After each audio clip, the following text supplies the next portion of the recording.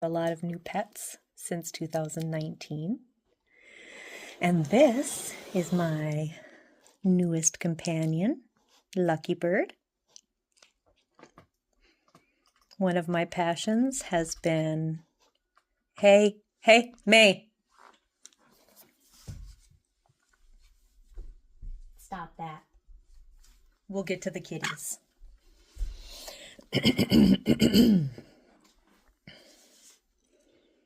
Say hi to YouTube, Lucky. We got 3 minutes. This is going to be a short introduction. Yeah. He's a Quaker parrot, so he's shaking. I know he's missing some feathers, but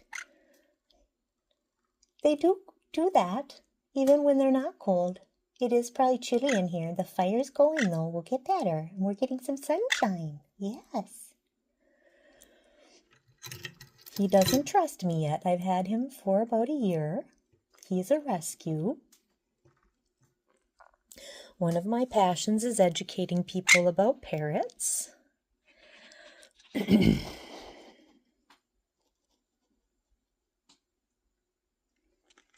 I'd love to see a day when they're not in the pet store anymore and no one is breeding them for pets. Lucky has a really long lifespan. He is currently 22 years old. Wait, are you 23 now? You were 22. Anyway, he's a couple decades old. I don't know what kind of home he had.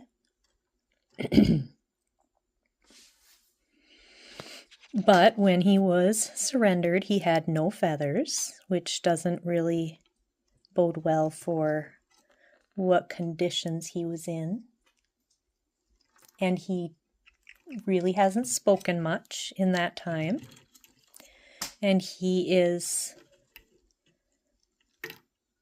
still getting comfortable with me after a whole year, but we're putting in the time because he could live for another 10, 20 years if he's not been well taken care of. I don't know.